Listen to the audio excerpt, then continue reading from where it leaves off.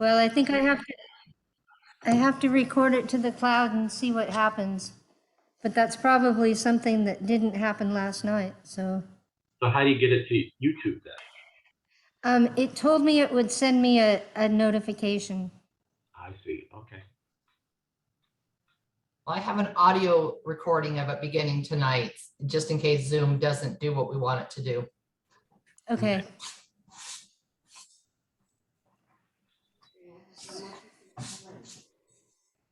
So we have Jan, John, Bonnie. We're waiting for one more member to appear in order to have a quorum.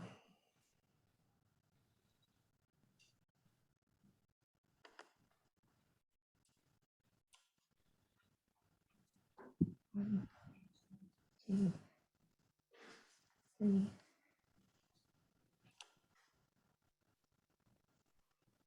Caller ending in 0489, could you identify yourself, or are you a committee member or just a participant?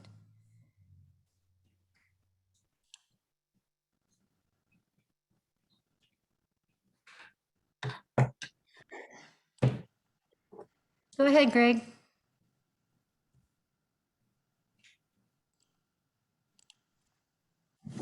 Whoops. Greg Okay. O'Brien? Just verifying. Can you guys hear me okay? Everything's working all right? Yes, sir. Perfect. All right. Thank you. And caller ending in 0489,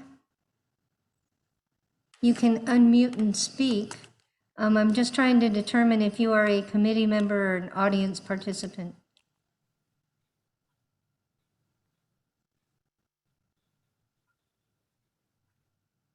Yeah.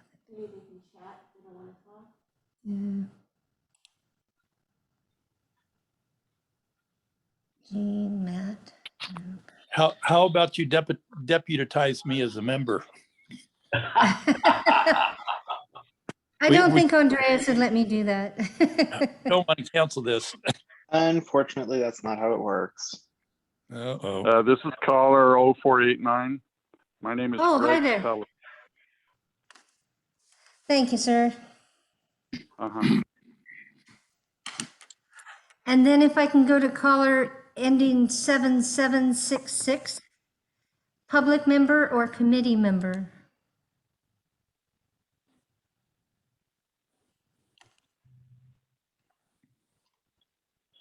Oh, there's Scott. Hi, Scott, thanks.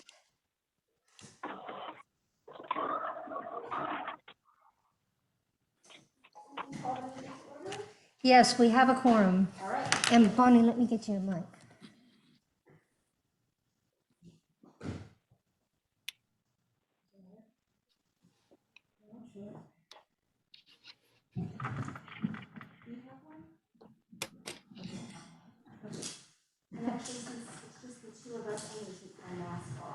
Oh, yeah, beautiful. Yeah. Yes, completely. All right, well, let's call the meeting to order, and it is 3:04, and we'll stand. To allegiance. I pledge allegiance to the flag of the United States of America and to the republic for which it stands, one nation, under God, indivisible, with liberty and justice for all. Okay, so do we have any public comments, or no, committee comments for items not on the agenda? Bonnie, let's do roll call. Roll call, thank you. Okay, Chairperson Jan Clark-Kretz, Here. Vice Chair Bonnie London, Here? no Ryan DiMartini, Scott Towsend, Toussaint, yeah, here. Sant, John Cunningham, Cunnington, present. Pennington, and so I do not see Beth Williams Ruskoff either. That's So correct. we do have a quorum, and the agenda that went out, it showed that Mark Fournier was on the member, and he's no longer one of our committee members. So that's why I did not call on him. Okay. And so is there any committee comments for items not on the agenda? How about public comments? At this time, any members of the public, if you have any comments for non-agenda items, please raise your hand. You will be unmuted and can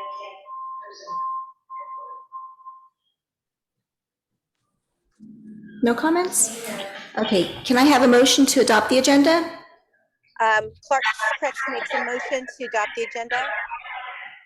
Okay, in a second.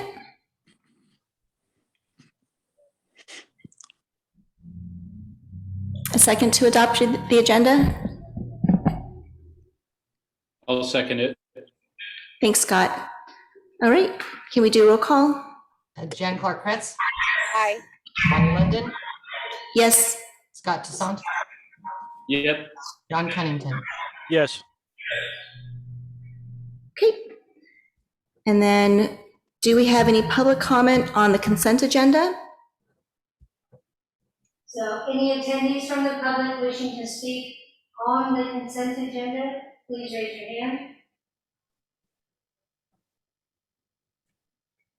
And if there is none, Jean Wilson, go Oops. ahead. I sent in a correction on the minutes, if we're there, that on that page of discussion, it should, that first comment, it should read Sierra College Boulevard. Just a minor correction there, thank you.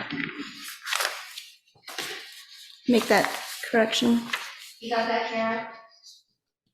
I did not hear what Jean said. I also couldn't hear. Can you hear me now? Can you hear me now? Yes. Yes. I sent in a minor correction this afternoon to Carol or Mary Beth on the minutes of the May 13th meeting, that the top page of on discussion comments, my first comment was on the Sierra College Boulevard 2-year review, not business. Just switch those two, should read Sierra College Boulevard, not business. Minor correction, that's all. Okay, Jean, I'll take that from the correction that you sent to us because I still couldn't quite understand what you said, but I know you emailed it over, so I'll take it from that. Okay. Okay, so with that correction, can I get a motion to approve the minutes? Clark Kretz makes a motion to approve the minutes with the correction from Jean Wilson. Okay, can I get a second?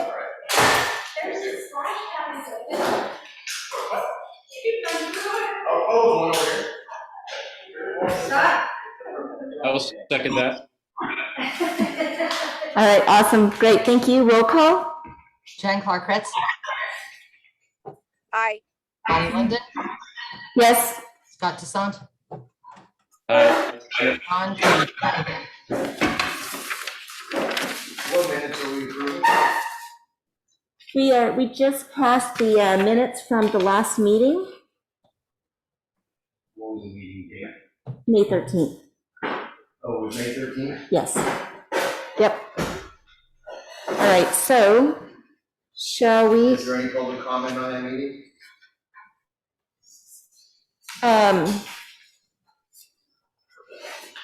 We do have the minutes. Do you want to go ahead and look at my copy? Well, I'm worried about who was on the committee at the time of this meeting. To our Zoom and Zoom audience, we just had several people show up in the depot, so you're hearing the commotion of everybody getting settled. So please bear with us for a moment. We're talking minutes on the meeting. That's the guy who's doing the 900,000 square foot project. Those are his minutes. All of the input on those minutes. I probably don't want to sit there. I wanted to pass some minutes before the time. No, we actually started after 3 o'clock. We started at 3:04. It's 3:10. But there's a problem with these minutes. Okay, so Mary Beth. Yeah. How about, can we just go ahead and do public comment? Since We have to back up a little bit to revisit the minute approval on the consent agenda for the May 13th minutes. We have an audience member that has a comment on them. Andreas, are you okay with that? Suppose so. Thank you. Yeah, my name is Dave Galley. I live at 3815 Delmar Avenue. At the time this meeting was happening, you had a member on the committee who is in the process of a 900,000 square foot project. He was on this committee knowing the town knew that he had a project that was pending or was going to send in a project application. And these minutes on this meeting shouldn't even be looked at because there was a conflict of interest with the person that was on this committee that shouldn't have been on this committee, and then when it was brought to the attention, he was removed from the committee instantly because of the conflict of interest.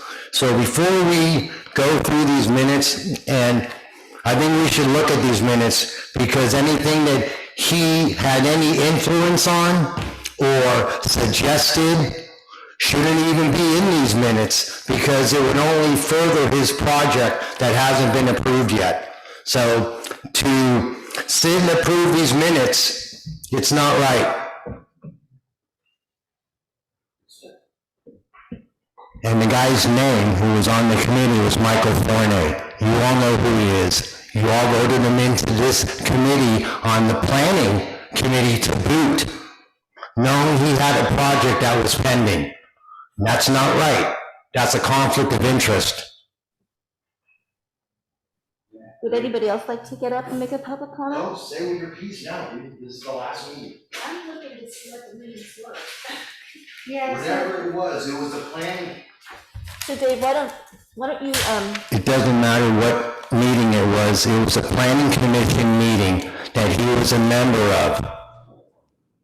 And that's the point. The point is you can't have a builder on the planning commission for a project that he hasn't gotten approval yet, but he's damn well gonna get approval on next year. That's not right. would anyone else like to get up and do a public comment?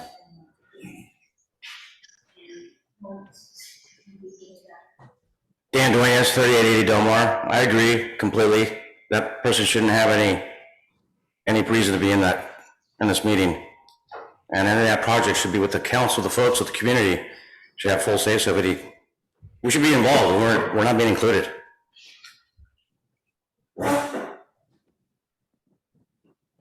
Would you like to make a public comment? A quick question, if that's okay. Sure. My name's Joe Ryan. I live at 3995 Bankhead Road. I just have a quick question. We moved here in December. I'm familiar with Mike. His property is behind my neighbors across the way. And obviously it would have an impact on us living on Bankhead and those living on Del Mar. My question is, at the time we moved here, we started getting involved watching some of the meetings, and we noticed Mike, as well as I believe his attorney, were on some kind of board, and I was just curious if those members had any voting privileges throughout any of these meetings, or if they were simply there for input. I can certainly appreciate a developer wanting to kind of explain the project throughout the whole process and present that and just say, hey, this is what I'd like to do. But I agree with Dave that if he had a vote and he had an attorney on the panel as well that represented him and also had a vote, I would say that is a very bad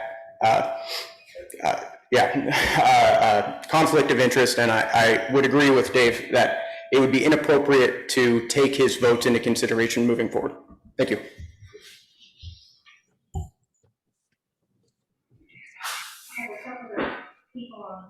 Okay, why don't we go to them? Sonia Cupler? Can you hear me? Yes, ma'am. I would agree with all of the speakers that have gone before me, that I also believe that Mike Fournier or anyone connected to his company being on any of these committees or subcommittees is a conflict of interest. Thank you. Thank you, Sonia. Jean Wilson?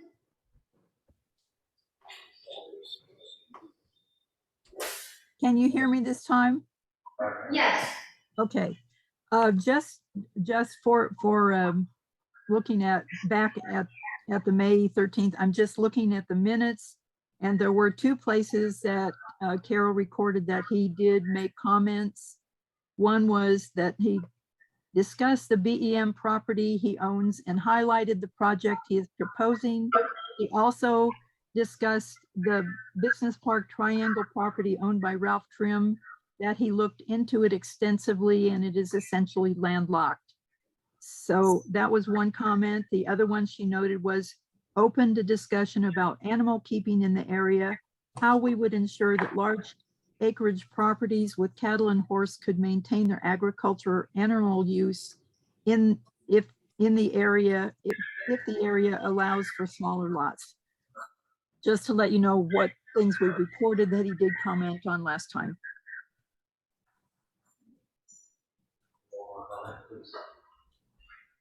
Yes, Dave Jolly again, and he still has a family member on the environmental committee. I know it doesn't have nothing to do with this project, but he does have a family member on the environmental committee that will sooner or later have something to do with this project.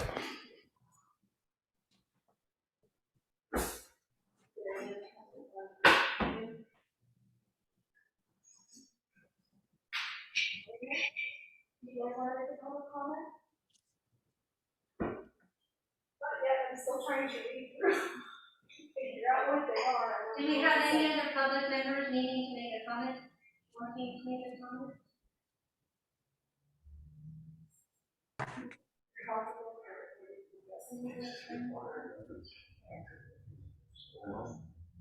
Anders is for Andreas.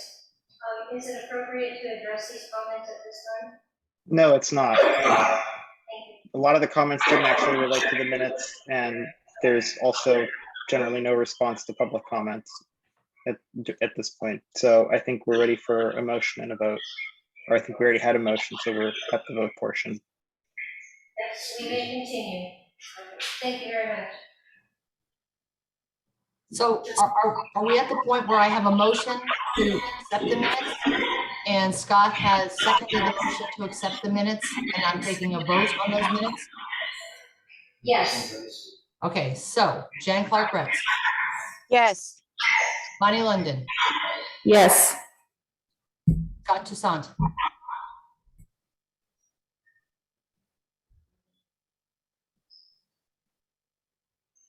Scott, you're muted. Sorry, yes. and John Cunnington. Yes. Thank you. Onward to committee matters. All right. And I'll turn it over to you. Thank you. Thank you for attending 3:00 Sierra College Boulevard, Northwest of Railroad, right-of-way, land use subcommittee meeting. We have technical staff here today of Mark P., Missy Rollins, Christy Johnson, and the county. Mark T. will be leading this discussion, and the rest of us are here to help in any way that we can. Take it away, Mark. Thank you, Mary Beth. Share my screen. So, At least for this part, can we mute everybody but me? Because right now it sounds like a Jimi Hendrix concert from the 60s.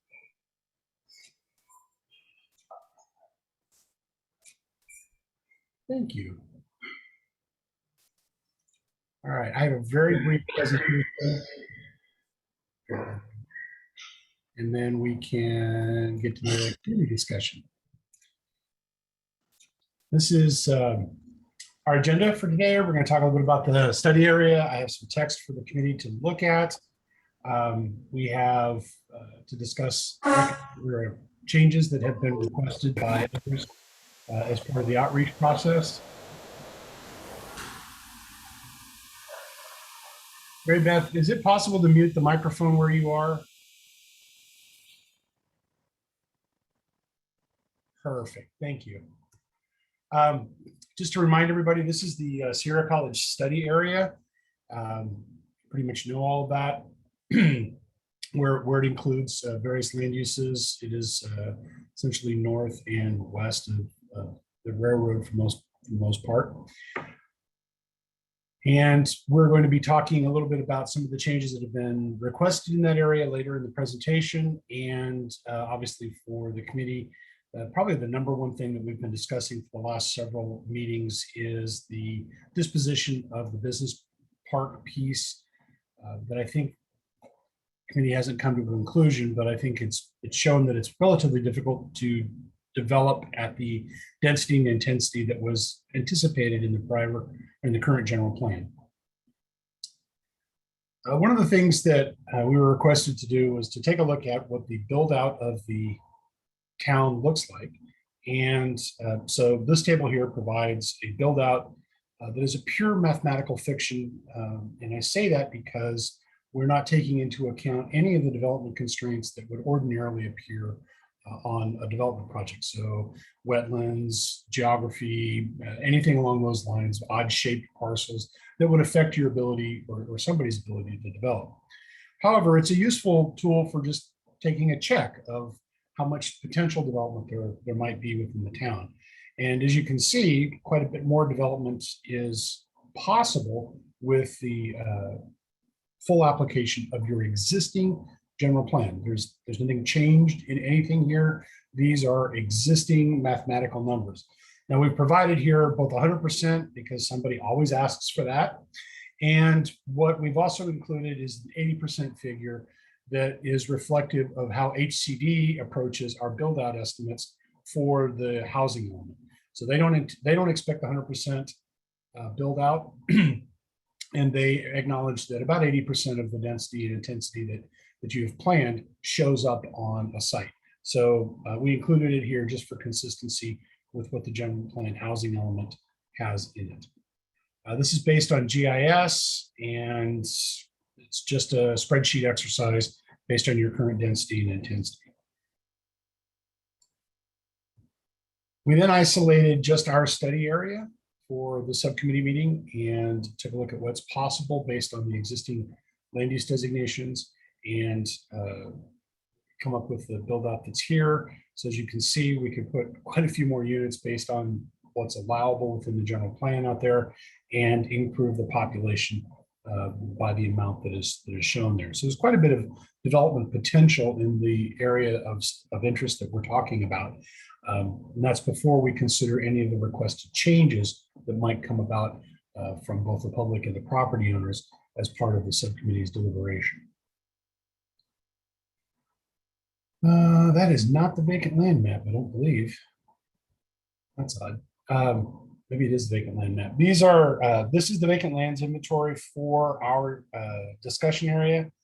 And it, as you can see, there's quite a bit of vacant land, particularly large parcels of vacant land out there. Now, please don't take offense with the term vacant. That just means there's no development on it. It doesn't mean something isn't happening. Like it could be farmland or pasture land, those types of things. Just for our purposes, we look at what does or does not have development on it. And we wanted to provide that to the subcommittee to take a look at as part of your deliberation. So we have study area goals and policies that look like this. These are excerpted from the land use element. And presumably you can all see that. Christy, can you see that? Got it. Okay, so this is basically a definition of business park. And this is all up for grabs. The subcommittee should be able to discuss this when we get to it. And then because we've been talking about possibly moving or redesignating the business park here, we've provided some suggested policy language or draft language for the committee to discuss and to edit at will. And that is down here. And certainly there's it's drafted for the subcommittee to edit and consider. So there's anything you want to change on that or delete or add, certainly up for grabs as part of this. So we finish this. One of the things that we need to consider is whether there are any changes. So far, we've not heard of any changes from the subcommittee of things that we would like to change within the current land use pattern for the town. One of the things that we need to find, and we'll talk about this in a little bit, is we need to find a couple of acres, 3 acres of high density land. And it's something the subcommittee should take a look at because we need to make a recommendation to the overall land use committee. We'll be asking each and every one of the subcommittees to look at that because it's a requirement out of our housing element that we need to find this additional land. The numbers that appear on there are requests for change. I believe there's the high density residential that we need to talk about. And then these are the requests for changes based on these numbers that you see here. And in this table here, it's something the subcommittee should talk about and consider. And then the concept, as I understand it, will be to make recommendation to the overall umbrella land use committee, who will then act upon it to make recommendation to the planning commission. I don't want to go too far down that rabbit hole, but each of the subcommittees will be making recommendation, but not the final decision. That rests with the city council or the town council at the very end. We provided some other mapping to be considered. Parcels with non-conforming zoning and parcels that don't meet the acreage requirements established in the general plan. And Gene provided quite a bit of good input on this, and it makes a lot of sense that a lot of these parcels may have been created when the county standard for well and septic was 1 acre and then inherited by the town at one point or another. However, some of these I think are mapping errors, and we'll clean some of this up because up in this area of town, it makes no sense for these parcels to be substandard. I don't know why that would be, because this is all a pretty homogeneous subdivision and all the parcels should have been done properly at that time. I'm thinking this is a GIS persnickety thing, and we'll work to fix that out. But a lot of these are parcels that we may have inherited, and thank you, Gene, for that input. So that ends my presentation, and we can back up to any of these.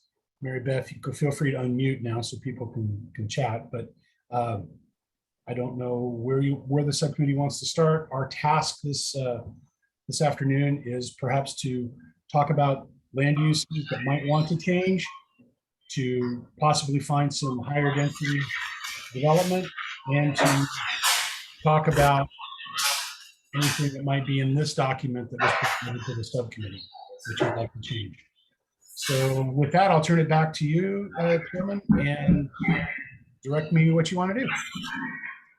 Okay, maybe I will explain to the public exactly what the process is going to be. So we're going to open up discussion to the committee members. They're going to be asking the consultant any questions that they might have about the content, about the maps, about any of that. And then he will provide some answers, some feedback, and then we'll open up to the public, and you'll also have the same opportunity to be able to answer or ask any questions and get any feedback that you want as well.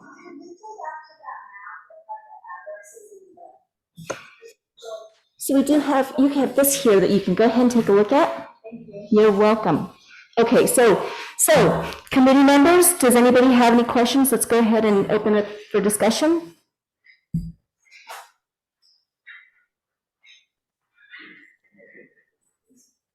Yeah, I have a question. So it looks like we've got a kind of a general list of maybe around 10 or 12 zoning change requests. And I'm curious were those zoning change requests made in some formal manner in each case, or is it kind of a hodgepodge? What sort of requests have been made? So these requests were submitted to the town in writing. Some of them are requests on people's own personal property, and some of them are suggestions made by others about a particular larger grouping of areas. So if you'll see, for example, I can't zoom in, but around, or you could even look at the whole area that's going up Sierra College Boulevard. that's a suggestion. It's not a one, it's not a landowner's idea. Okay, so it's kind of a variety of, there maybe all written, but not necessarily a formal application or anything like that. Right. They are just requests that were submitted just as any other comment on the general plan. Okay, got it. And I apologize for being a little pedantic here. These are general plan land use designation changes, not zoning. That will follow. And you're wise to be thinking, but for our purposes, it's just the general plan designation. Got it. Thank you. Yes. Can you, okay? Yes. Yeah, on that chart, I had submitted a request for a designation change from the RE to R to RR, and I don't see my address on there. It should have made it in there. Let me. Yeah, I put it on the general plan update form, and I talked to Mary Beth. So either one of those is a typo or it just didn't get on there. So anyway, it's 3661 Bankhead. It should be in there. It must be a typo because I'm pretty sure that's on there somewhere. All right, that's fine. Just one point. Thank you. I recall seeing it in there also, so I know it's there, Greg. Okay. I'm watching.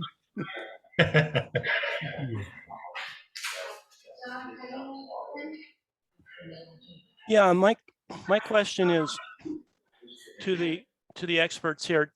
Is this normal to receive, as the other gentleman mentioned, a hodgepodge of different requests? Because when I look at this map that we're looking at, I see, basically rectangles or blocks that are similar. If we were to recommend this and the council were to adopt this, then you would start seeing a lot of speckled within these blocks. And that, that from a policy standpoint and a planning standpoint, I don't know if that makes sense. So I was just curious what's normal and what's a typical process look like? Okay, I can address that a little bit. It is normal during the general plan process for many property owners to request changes to their land use designation. That is a normal part of the process. And it is kind of a dartboard approach, right? The property owners own their property where it is, so they're going to request. They don't really understand the entirety of it. One of the purposes of the subcommittee, the committee, the commission, the council, and then at a certain level, also your staff, is to make sure that the changes make sense, right?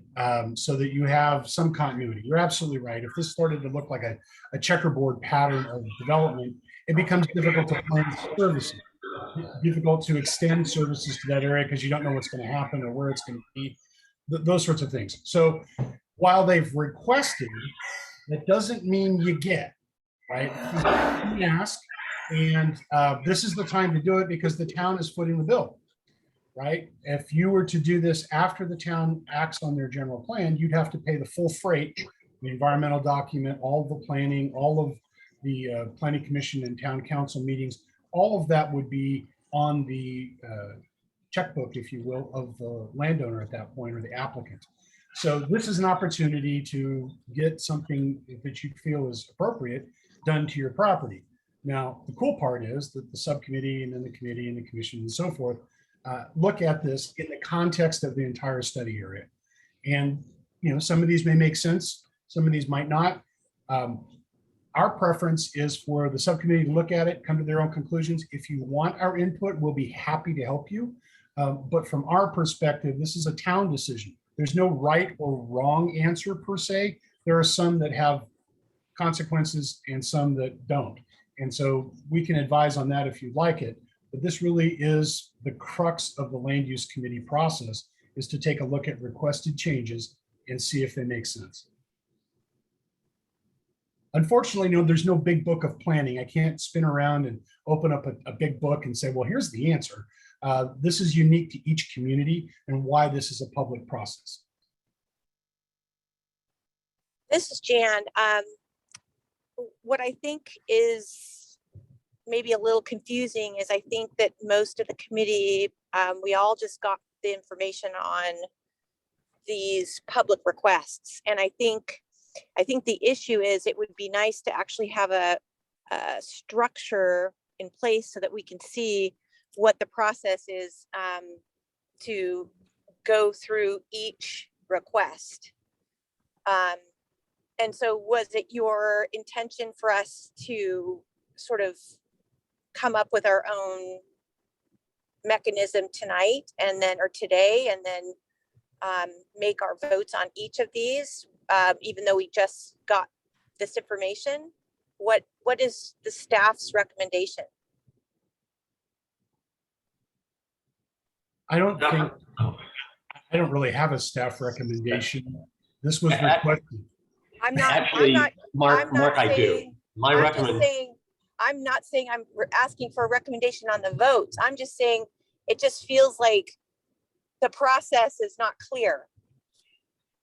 Here's a recommendation for the process, Jan, is that there are a number of items that we can discuss today without looking at each of the land uses. I would like to hear the committee talk about, are they open to making land use changes on this map or not?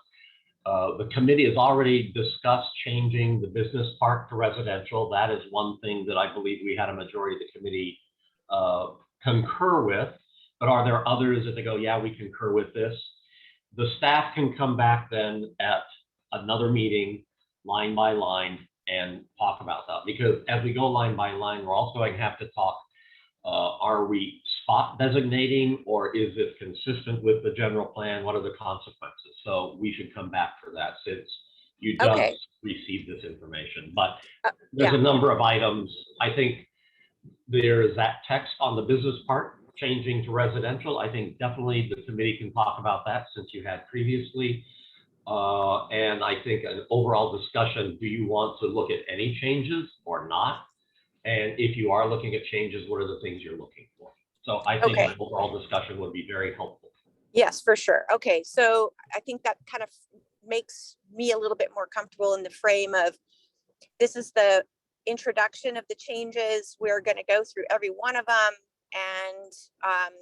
and then, you know, maybe in a subsequent meeting we'll move on them. But that, I understand that now. And by the way, I'm in my car. I'm so sorry. I'm on my way over soon, but thank you guys for your patience.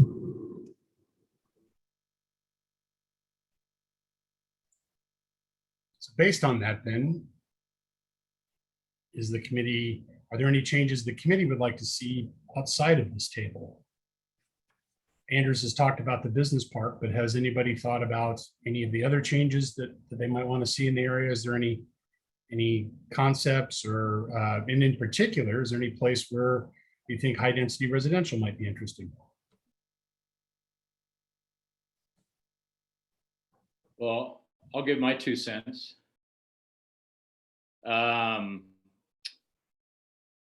Yeah, I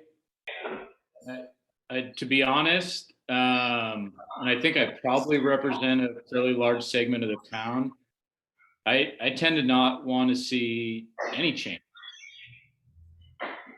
I think maybe it sounds simplistic, but I think things are really nice the way they are.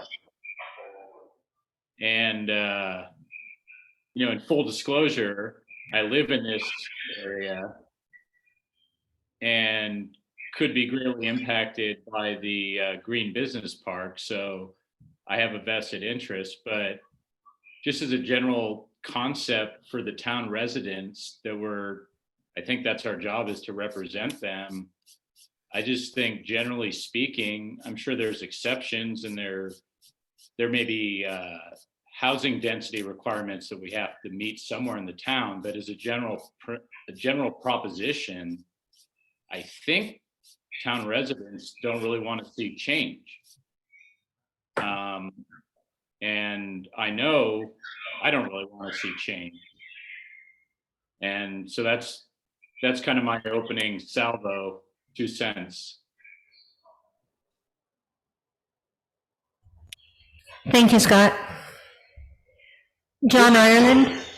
Yeah, just in order to get some of the conversation going a little bit, if you look at the chart that's up there with the public request, there's a number of people on Bankhead Road that are asking for an RR designation. So if you look at the map in the area of Bankhead Road, there's quite a bit of RE.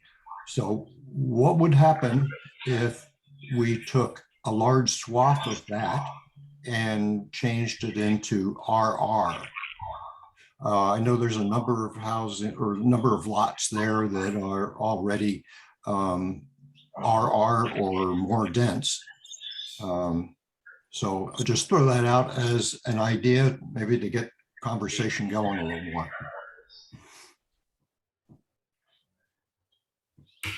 And can someone, that seems like a good idea. Can someone refresh everyone's memory on the difference between RR and RE and RA?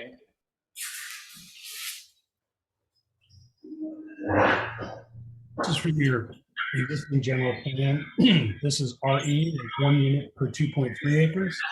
And this is RR at 1 unit to the acre. Got it. 4.6, 2.3, and 1. Got Yes, it. I can leave that around if you'd like, but Madam Vice Chair, I have a few people on Zoom with their hand raised. Is it appropriate to? Yes, please. Okay. Greg Ivanovich?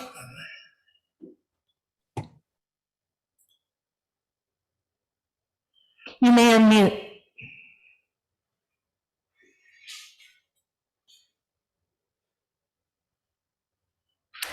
Beth Cohen?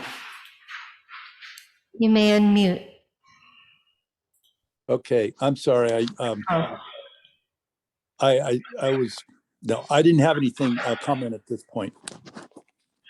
Thank you, Greg. Beth, you may proceed.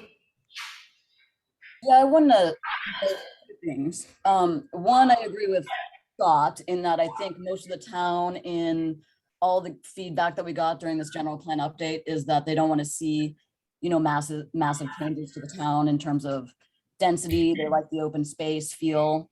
I think it'd be pretty shocking to people if they saw 100 acres encroaching from the Rockland area. It looks like that, the lower right-hand corner of this map kind of being converted from agricultural land to maybe medium density and business park and industrial. I can't exactly tell where these numbers are. They're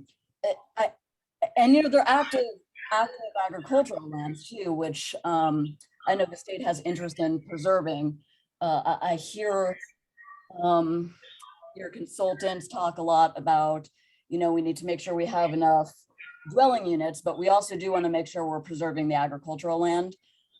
So, when you start jumping from an residential agricultural property, RA, all the way to industrial, which looks like it's this map label 15, or medium density, those are pretty significant changes. You have 1 house per 4 acres in an RA versus 1 house per, I don't know, I think 6 houses per acre in the medium density. So it's a lot of houses that can be built there.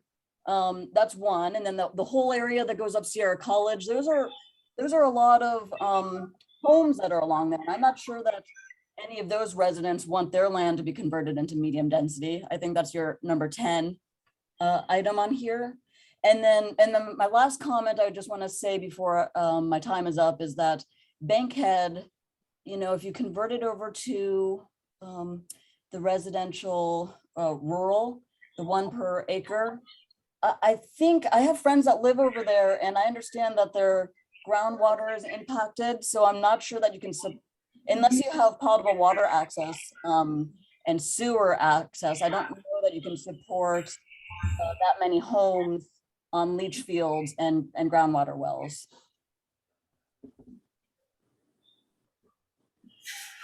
Thank you, Beth. Dave Daly? Hi, thank you again. On your chart right here, I got 3 items that we need to go through. The one is the Sierra College one, item number 10, then go down to item number 14 and item number 20. All 3 items is owned by Michael Fournier. He has projects. You guys keep bringing up the Green Deal. I was assured in earlier meetings that the Green Deal had nothing to do with nothing that was going on in any of these meetings. And Sean assured me that it wasn't going to be addressed until next year. Now, in this meeting, I've heard 4 times the Green Deal being brought up. All these projects, that's why I brought up Michael Fournier at the beginning of this meeting and the influence that he had. Because now you look at this chart and 3 of his properties are being asked to be rezoned. Like the man said earlier, oh yeah, some of the business owners, the property owners, they want their things rezoned. Why do you think Michael Fournier got put on that committee? Because if you look at your chart, there's 3 of his projects right there that are going to get rezoned. So this is what I'm talking about when you guys aren't leveling with the people of Loomis. And Scott, I agree with you 100%. Nobody wants this crap in their backyard. Let me clarify that the town of Loomis has made a determination that any requests that are on the Green Business Park will not be considered by this committee. You know, and so as we get to actually looking at each line item, that will be made very clear. The project, if outside the general plan process, the project will be processed on its own merits, and will not be considered as part of this committee. So I just want to make that clear that that has been a determination of the town for some time and continues to be so. However, the request was made, and being transparent, every request made is listed so that you can see the request made. One additional clarification to that is that these items that are listed here were requests by property owners or residents. It's not something that this committee or town staff came up with. I understand that. But the 3 items that I just addressed are owned by the guy who owns BEM, who is on the planning commission board. The only person that would want these 3 properties changed would be him. So this is Sean. So Fournier wasn't on the planning commission. He was on one of the committees. It's a different thing. As Andy said, we're showing all of the parcels that were requested for general plan land use designation changes. So BEM submitted their project, and they also subsequently submitted separate general plan land use designation changes. So they've submitted both. And as Andy said, at this time, the committee, my recommendation to the committee and staff's recommendation to the committee is to not consider those and instead have the request go through the project processing process that we've talked about. So we didn't want, I'm not going to hide them, right? He submitted them. We have to show them on the map. That doesn't mean that the town or the committee or the commission or the council has to take any action on them. It's the point that it's being brought up in the meeting, that his project has been brought up 3 times by name. So it is being considered. No, it's not. No, it's not. I have a question. Could you maybe explain the process of the appointment for the committees? Because I think that there's some concern about, how people land on committees. Yeah, so we sent out postcards requesting folks to apply for the committees. Applications were submitted, and then council members specifically picked individual people to fill those committees. So I don't remember who appointed Fournier to the committee on council, but one of the council members appointed him to the committee. Once BEM, Mike Fournier, submitted their project formally, their formal application, he was removed from the committee, so he's no longer on the committee. So back to this, the fact that he submitted, subsequent to submitting his project application, he submitted separate requests for land use designations. I can either hide those, which I don't think is a good idea, or I can show them on the map and then ask the committee to not take action, which is what we're doing. I can't ignore them. And if I hide them, then I'm going to be accused of hiding them. And we're not going to do that. So they're shown on the map. That doesn't mean that they're going to be approved to the committee or through the commission. And in fact, staff is strongly recommending to the committee that you don't take action on those because there's a pending development project that's basically the same thing. One other point you have to remember. This is a property owner in the town of Loomis who has every right to make requests like every other property owner. So, we're treating everybody the same as far as these requests are concerned, but as Sean said, as I said previously, because there's an active application, we are recommending to the committee that no further action be taken on those requests. Right. Ray Miller, 3996 Bankhead Road, item 1 on the list. That request there from RE to RA was last year, and that was because our concern was being able to keep our animals and stuff. Since then, we have learned that we're grandfathered in.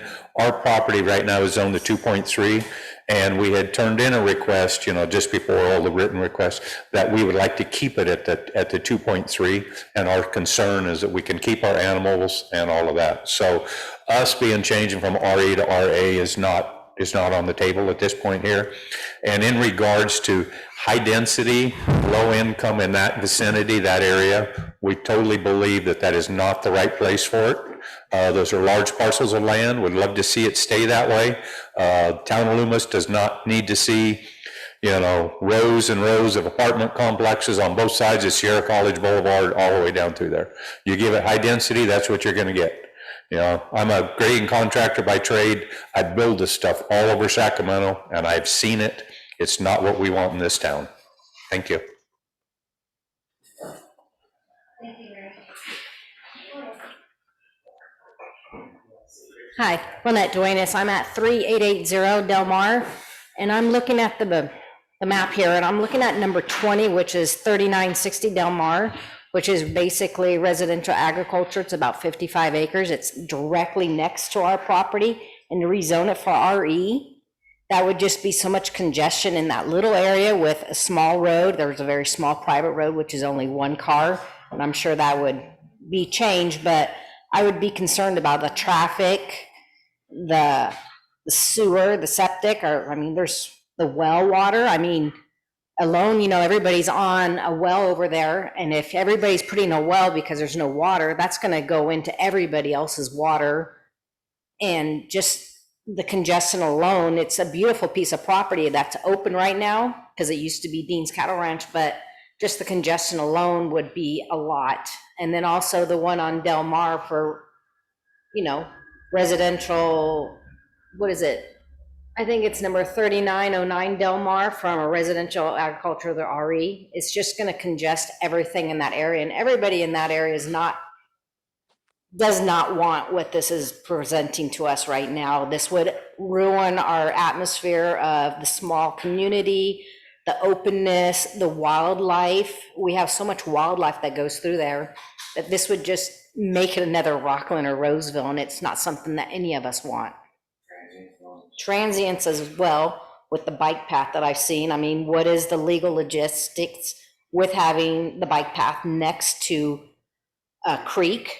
Now you have transients that are going to be coming and invading your property. Now we have high crime going on in this small area, and most homeowners are going to defend their property over in these areas, and putting this where there's going to be so much more traffic is not going to be good for the environment or the people. Thank you. Ray Miller again, 3996 Bankhead Road. A couple of quick things I wanted to add is that at the south end of Bankhead Road where we are, all of those are smaller parcels, 2.3s. I think most of them are zoned. And all of our neighbors would love to see that stay, that they don't want the high density. They would love to keep it the way it is. And she made a comment about the walking trails and the homeless and the crime and all that. We're right against the railroad tracks right there. And it's a perfect path for those people to come. They can come down from Auburn, they come from Sacramento, if you start opening up that's going to be a problem. And we know that the town doesn't have the money or the resources in order to maintain that, to keep them out. So that could be a really issue. And then one other quick comment. A minute ago, you guys were talking about the north end of Bankhead Road. Some of them parcels wanting to change to RR. Somebody made a comment about sewer and water and wells. Well, just for information, the north end of Bankhead Road does have public sewer and does have public water on the north end of Bankhead Road. But it stops, the sewer comes all the way down Bankhead Road, but the public water stops at about Saunders. So basically from Sierra College South, there is no public water. We have sewer, but that's all. Thank you. I have a few people on Zoom. Greg Abranovich. Yes, thank you. Yes, thank you. I just want to make a comment on the rezoning of some of the larger acreage on the RR areas. My concern is one of the premises of the general plan is that, the town of Loomis has made it very, very clear in its mission statement and goal, et cetera, that we wanted to keep it a small community. And in the direction that we got in probably 6-8 months ago from our consultants was that to do that is what you want to do in that type of a situation is you want to build up the center core of Loomis. So that's where you want your higher densities for housing, industrial, commercial, et cetera. As you get toward the periphery of the town, you want it to become less dense, more rural, and you want to maintain that. If we change those larger RA lots to higher density homing, industrial, et cetera, you've just kind of flipped that upside down, and that's contraindicated to that goal. And if you do that, you also open up that if you do it there, I think you're going to end up doing it anywhere in Loomis, around the entire edges of the town. There's other areas that, and one of the comments or recommendations was that it be kind of a buffer zone because Rockland in that area is industrial. Well, if you apply that concept to other parts of town, there's residential areas in Rockland, and I think it's either the Crawford or Croftwood home building projects that would butt up against Barton Road if we were to change the zoning in that area. And I certainly don't think we want to do that. So I think to be kind of consistent with our mission, maintaining a rural atmosphere of Loomis, we want to try to keep the outer edges of town more rural. I'm also concerned about the traffic that's going to pile up in that area already with some of the current existing projects such as Costco, which hasn't even gone in yet. Once that goes in, and then you've got all the projects up toward Lincoln, they're going to come through that same corridor, and to continue to add to that, I think it's going to create some insurmountable problems. So I think there's a lot of reasons, I think, to try to maintain that RA if possible. Thank you. Thank you, Greg. Jean Wilson.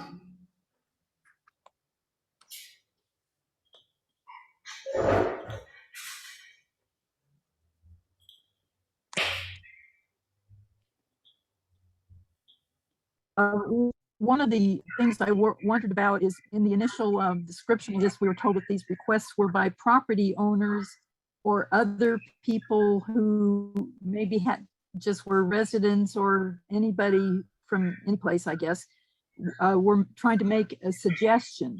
And I think it would be helpful if we knew for sure which were from property owners and which were just general suggestions, because personally I would weight the property owner request higher than a general suggestion, which might be a very good one or might not be, just like the property owners might or might not be a good suggestion. But I think it would be helpful to know which are property owner requests. Secondly, one of the things to consider in changing the rural areas, one has already been brought up, which is sewer and water. It was helpful to have the comment of where sewer is, but there's also concern about water. the little 2.3 acre subdivision at Bankhead and Sierra College Boulevard, for instance, had a hard time getting enough for their wells at 2.3. And so water in that side of town can be problematic. So that would need to be considered, whether or not there is going to be access to water for these smaller parcels. Another aspect that may not be coming into consideration is that what we allow agriculturally changes with between, there's not a lot, there's some between RA and RE, but when you go to RR, there is quite a bit of change between what you are allowed to do on those smaller parcels in the way of animal keeping, etc. So that should be taken into account. And if we were to be looking at, say, that upper block of that's in the RE wanting RR, I would hope that we could get an idea from maybe all the property owners that are interested in that to know how many of them would like that and why. And if they're aware of, for instance, the problems of sewer, water, agriculture, animal keeping, etc., and how that might factor in. So I would like to see if we were to recommend some block change to know for sure how many of those are property owners, why, if they're aware, and if some of those are general suggestions from just the general public. Thank you. Matt Fox. There we go. Can you hear me? Yes, sir. Okay, yeah. So I'll make mine quick. Basically, I think higher density along Sierra College is inevitable at some point, you know, whether it's in 5, 10, 20 years, it's going to happen. It just, things are going to go that way. The land's going to get valuable enough to start building on it. But, and one of those comments, I think, was probably from one of my comments as far as just along Sierra College in general. But I go back to what Sean was saying is, I think what Sean was saying is that the better way to do that would be through development agreements and specific parcels and specific projects versus going through and just upzoning land at this time through the general plan process. That just basically gives away the town's leverage on future developments on those properties. But and then same with kind of the individual requests here and there. I'm not sure that makes a lot of sense to pick out and say, oh, this lot here can build at certain density, but the lot next to it can't, just because they didn't happen to request it. That the zoning needs, or the land use needs to be kind of based on what's best for the town and not individual lots, and then they can come to the town and request things as needed. But yeah, as far as changing the land use designation to allow higher density, I think that should be kind of on a project by project basis, so the town can go after the landowner and have more leverage to get them to contribute to improving infrastructure and that kind of stuff in the area. Thank you. Thank you, Matt. This is Sean, just to clarify what I said. Not so much that we should go project by project so we can get development agreements, but so the project was already submitted, the application was submitted, we shouldn't have the committee be looking at land use designation changes that are basically the same as what the application is that we're going to be considering down the road. That's what I said. Sonia Coupler.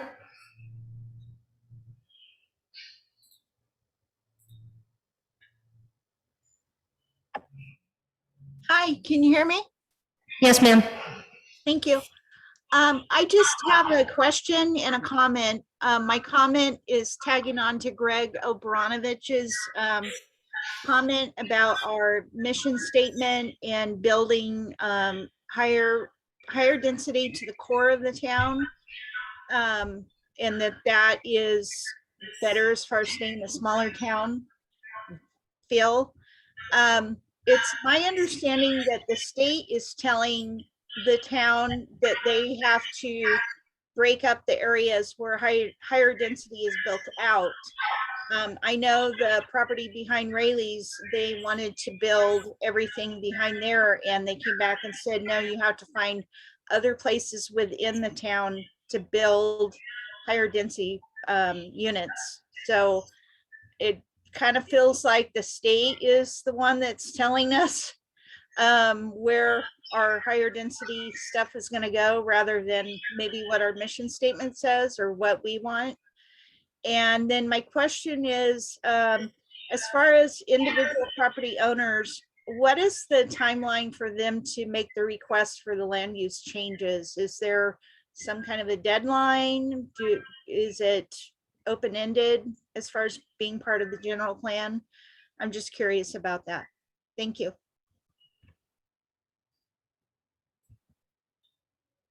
Real quickly on the deadline, that was June 30th, that we set a deadline for comments and requests to come in. So there, the door is closed on making any further requests.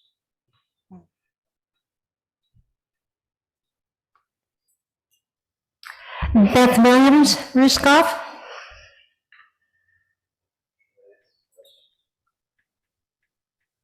Are you able to hear me? Yes, ma'am. Maybe Mark Teague can answer this question. So I have a question, an observation, and then a comment. Mark, as of right now, given the fact that the state is requiring all towns and cities to do this, do you know how many houses, high density houses, Loomis is required to build?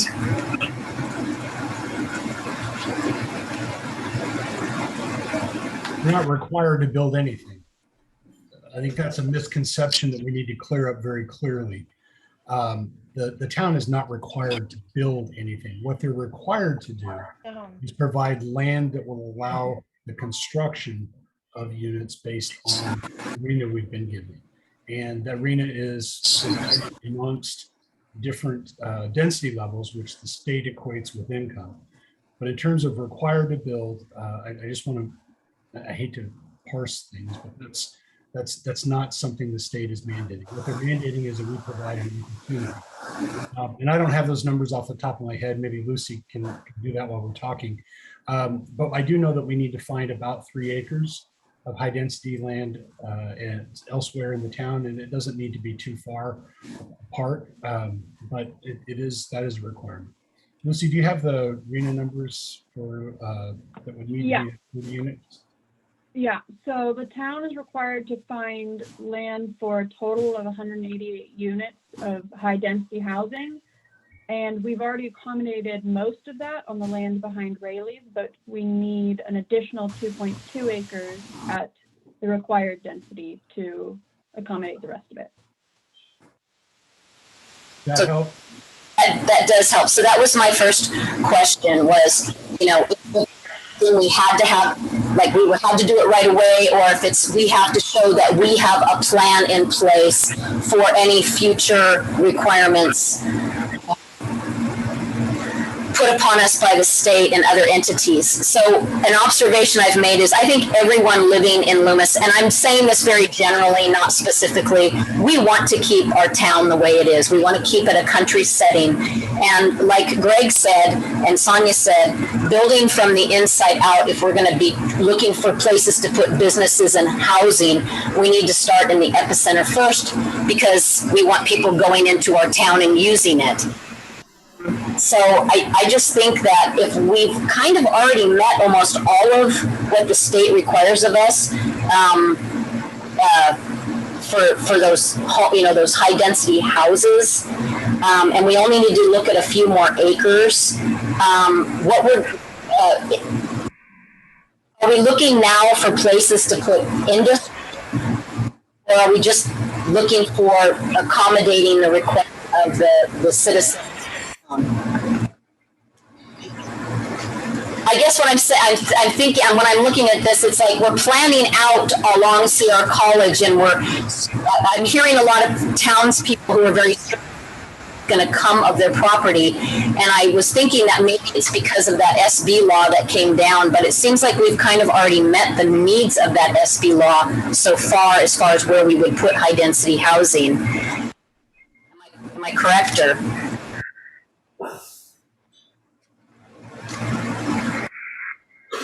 Yes, we're very much in compliance. We need to find that additional 2.2 acres. And so you are correct in your assessment.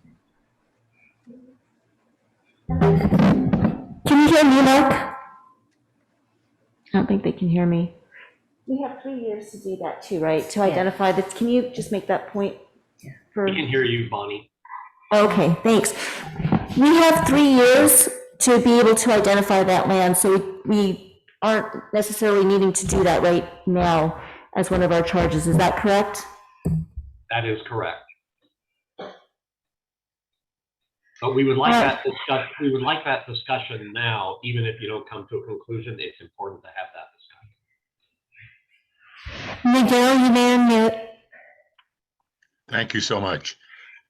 Here's an easy one. Number 3 on King Road. That's on the corner of King and Swetzer. And it's an empty lot. And the gentleman that has the metal shop across the street wants to change the zoning so that he can put in a industrial building there to expand his building. And I don't think anybody would object to that. It's zoned commercial, but it's apparently never going to become commercial. So I would strongly recommend that 5945 King Road go from GC to light industrial or industrial, so he can put up another industrial building there, expand his business. So I've got 2 questions.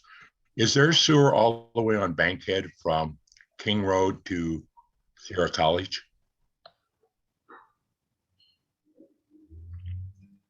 Does anybody know? Yes. Okay, so you do have sewer. So the whole question on the changing of the zoning from RE to RR would basically be one of water, availability of water. The thing is, if you rezone it, you pretty much tell the people they can go ahead and split their land and build on it. But then we run into the question of water. And so until that's determined, I think I would leave the zoning the way it is. My last comment on the business professional large park there on Sierra College. What we've been told is not to do anything, and because there's a pending application. But it seems to me that this general plan is the guiding force for the future for Loomis. If it's determined that that land should stay RA, that needs to be noted now, so that if somebody wants to come in and change that, it would be stated that the general plan was just updated and that land was not considered to be updated to the request. Here's why that would not be done. Thank you. Thank you, Miguel. Ray Miller. Yeah, Ray Miller, Bankhead Road. Just a quick comment in regards to the sewer, Miguel. There is a sewer main that comes all the way down Bankhead from King Road south all the way down Bankhead and ties into a trunk main that runs along the railroad tracks. But that main that comes down Bankhead Road is what services all of the western side of Loomis. So it may be at capacity. I've heard that it is at capacity or close to it. So there is a main all the way down Bankhead Road, but whether it can take much more service, it would be up to SPMUD. This is Jan, and with that said, is there a way we can get a representative from them to come to the next meeting to help us understand that situation?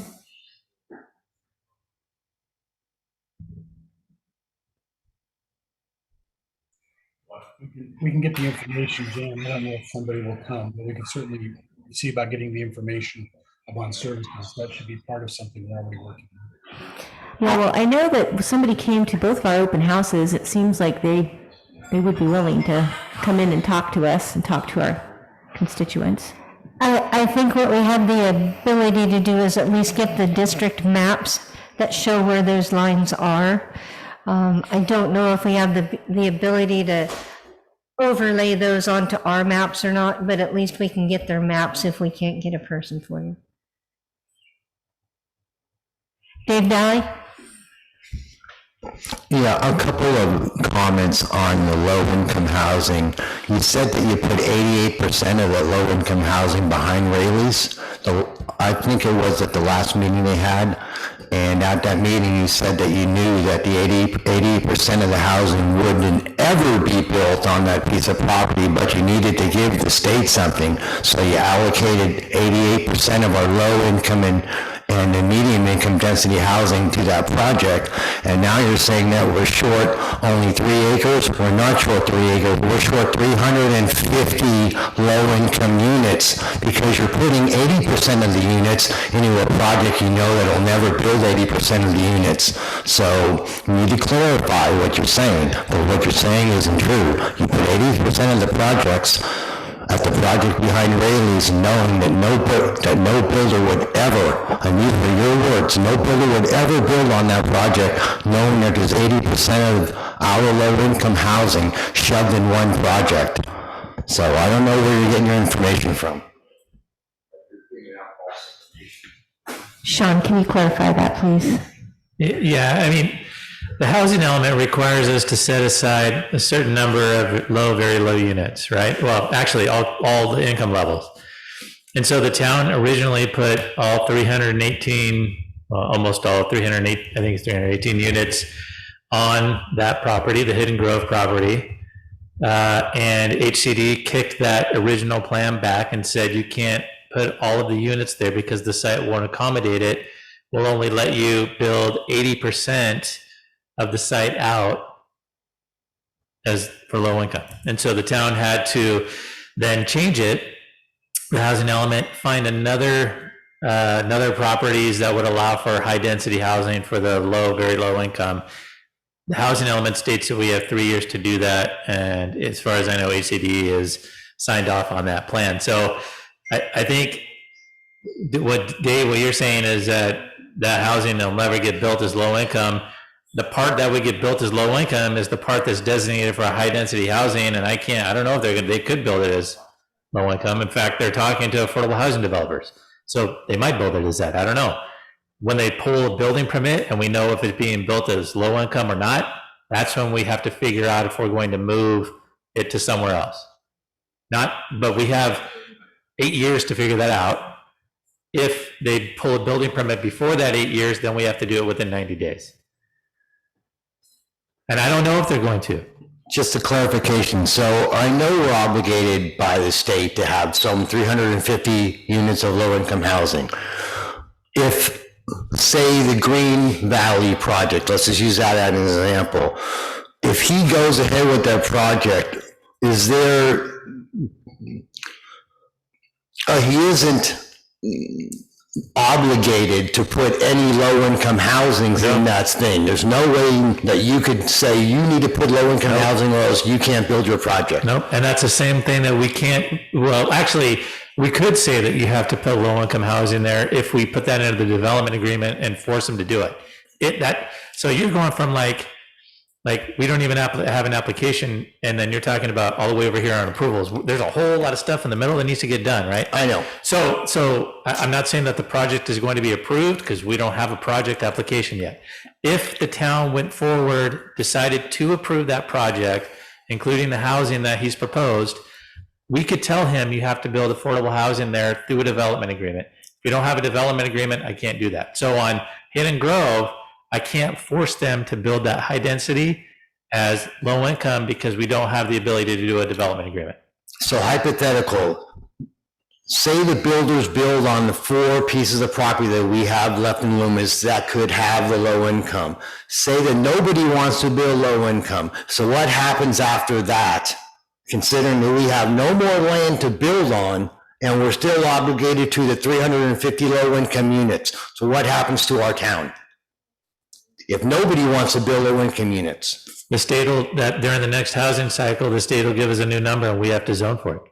We don't have to build it. We have to make sure it's legislatively available through zoning. So it's only a zoning thing that we're trying to get around. That's right. So it isn't a mandatory thing to any builder to build anything. Nope, not unless Okay. we have a development agreement that'll force them to do it. But can I, just to like get the discussion back on track, we're talking about Sierra College, not the Hidden Grove stuff and not affordable housing and, right? So, I mean, just to make sure that we're kind of staying on the rails of what the agenda is, because if we start talking about it too much, we violate the Brown Act.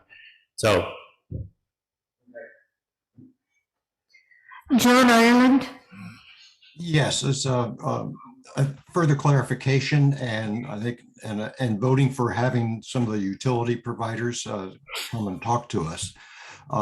If you look at the interface between RE and RR around Saunders Avenue, and the interface between RE and BP, there is another sewer line that runs down that interface right on down between those particular designations. So Bankhead is not the only trunk line that is serving that area. Thank you, John. I have a question about the application process for these requests. And I think somebody mentioned it earlier. Obviously we haven't been able to see that detail. I know we've got some detail on the spreadsheet, but when it comes to that request, are these questions on there? Like, do you have sewer? Is there wells? Is there questions like that on these requests? No, those things are dealt with when the property gets built out, divided, or something like that, with a planning application, say for a minor land division.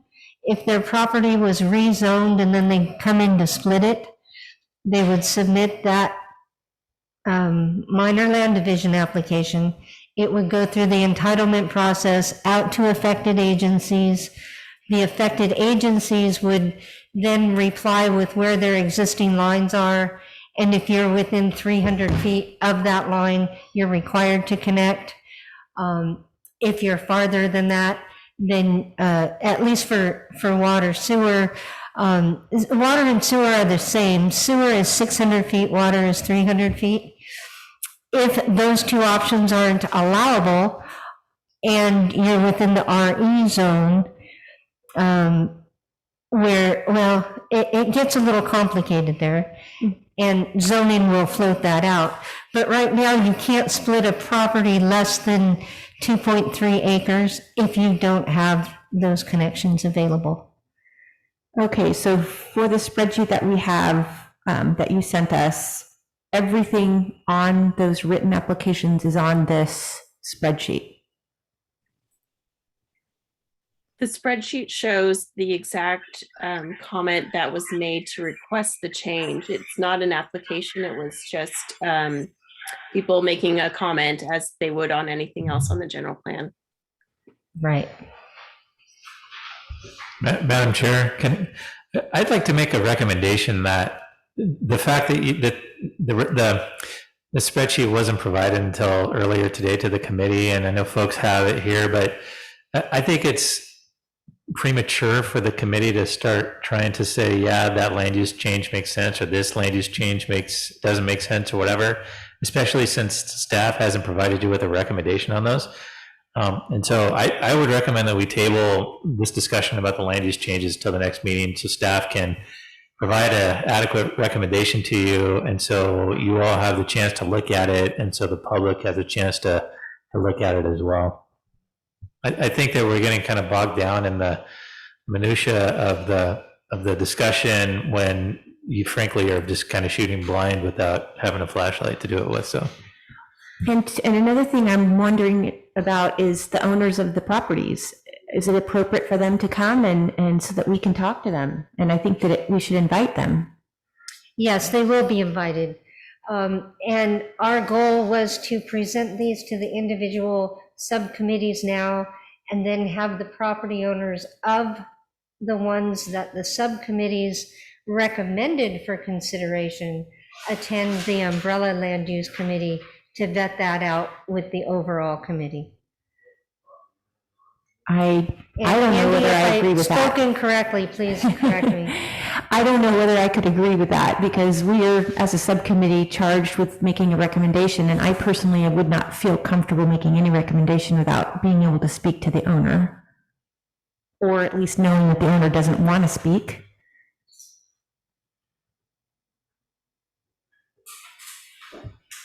Anders, did I say anything incorrectly in that statement? No, but I think per Jan, you have the list of property owners. My recommendation is we get the notice out to the property owners and then begin to notify them of all the subcommittee meetings and invite them to participate. Yeah, I think that the way that, I mean, from my perspective, the way that this should probably work is for staff to get that spreadsheet that you have, add a column to it, say staff recommended, not staff not recommended, give staff's recommendation and then why, and then invite the folks who have requested the changes to come and just kind of talk through it. But I don't think it's fair necessarily for the committee to start talking about those now. I understand it's important to get them out and so the committee can see them, and I think that we've done that, but I don't think we should continue to waste a bunch of time talking about it when we're not going to be in a position to make those decisions anyway.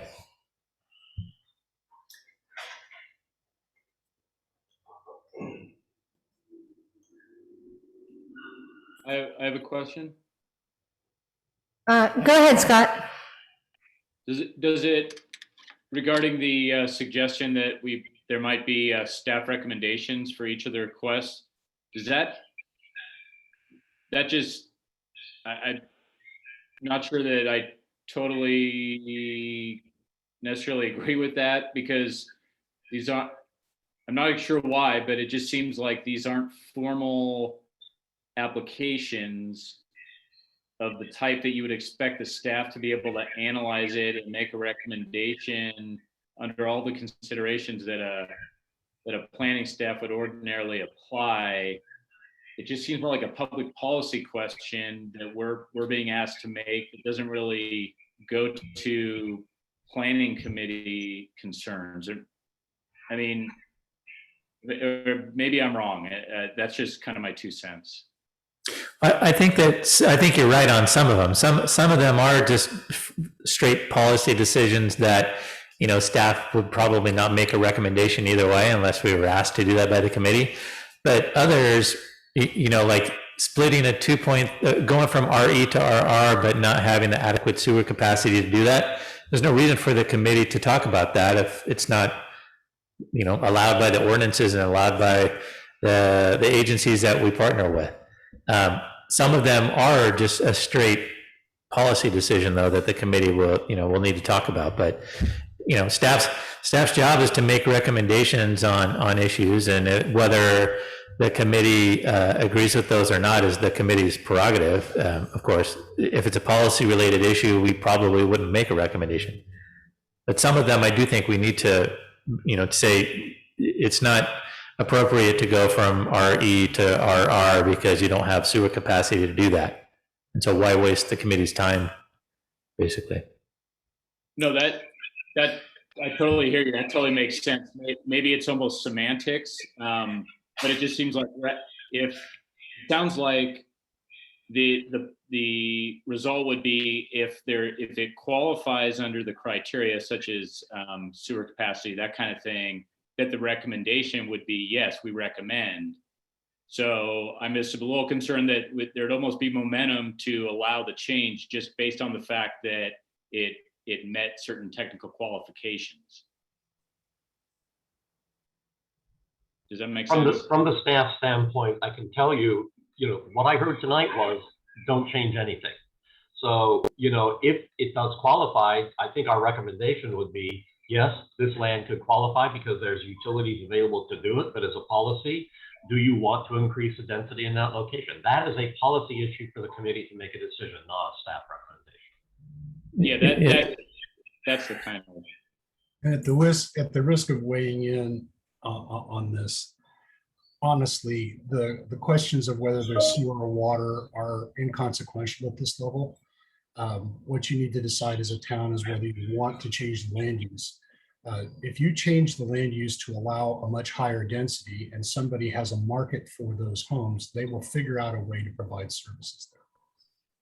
Service providers are in the business of selling service.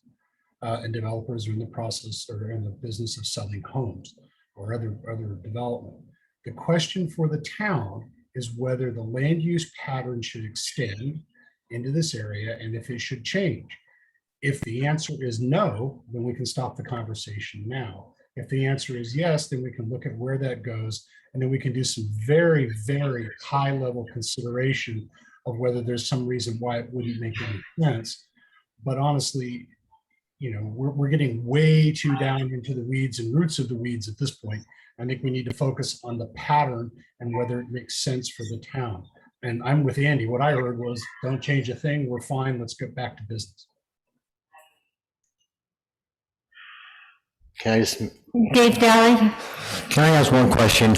On the chart, on the 3 items, the Sierra College one and the 2 on Del Mar, if you change those to low income density and from RR to RE, and the same guy owns all 3 properties, isn't that kind of like letting them know, okay, you have 1 house down there now, and now you could build 5 houses on that 1 piece of property?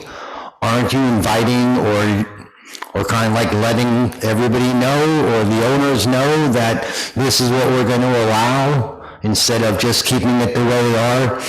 Like the property on Dean's Ranch, I think it's like 35 acres. He wants to change, okay, it's 55 acres. He wants to change that from RA to RE. That means that he'd be able to put in about 35 to 40 houses in an area that don't have 1 house on 2.5 acres all the way up to 5 acres. So these are the things you have to think about. Does the town of Loomis want to change 1 whole piece of property from 1 nice house to 30 houses that don't fit the neighborhood? Like I said, 3 of these items on this chart are all owned by the same person. And for you to even have a change on this chart is letting him know what you're willing to do for him to make him money. Miguel?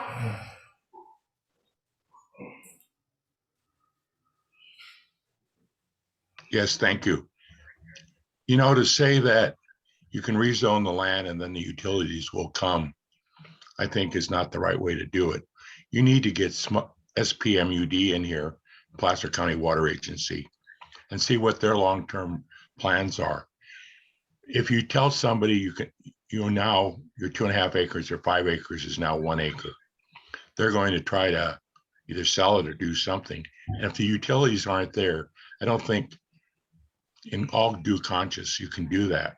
So you need to have the 2 agencies. You need to have SPMUD and Placer County Water to come and explain to you what their long-range plans are and how they might be able to provide those services. This is the same thing that happened behind Rayleigh's.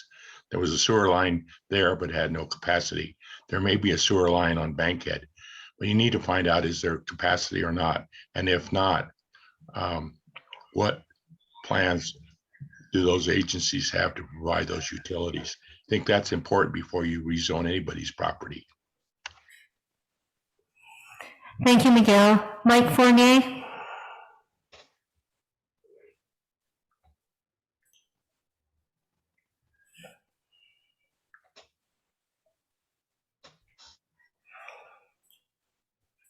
Mike, you're muted. There you go. All right, this is Mike Fournier. I agree with Scott and Miguel. I think the properties that are asking to be rezoned should be evaluated to see if there are utilities servicing them, or there's an easily achievable extension of the utilities so it can support the desired density.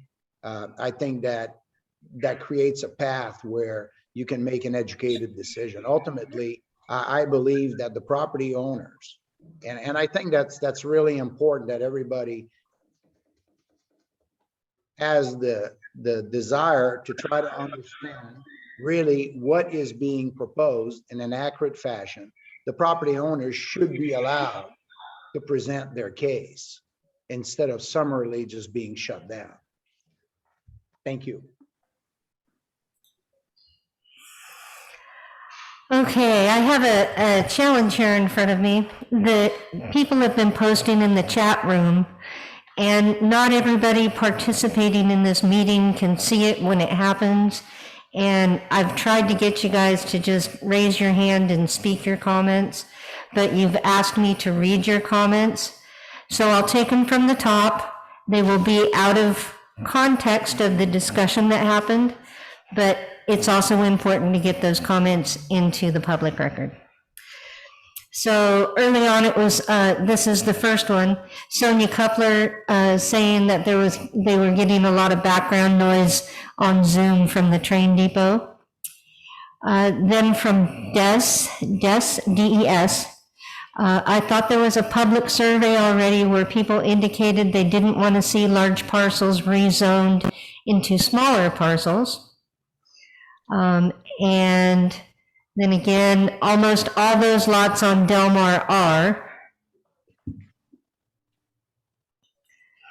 Almost all the lots on Delmar are on septic, as Carol Parker pointed out, and in floodplain. Carol said at a previous meeting that getting public sewer to those areas are a long way off. I replied and said it is best to raise your hand and speak to the group. Not all participants can view your chat message. Thank you. Miguel had a question. I told him to raise his hand, that the waiting room had 5 people in it that wanted to speak. Des then said, will someone read our comments via chat for those of us without computer microphones? Greg Obranovich, water on Bankhead goes just past Dell Court towards Sierra College Boulevard. I indicated again that I cannot share the chat during the meeting.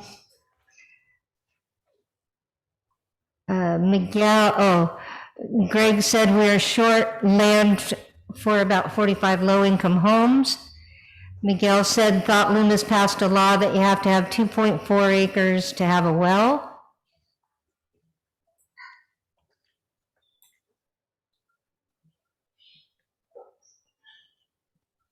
Des, I think it's clear that that is not what your constituents want. They want RA land left alone.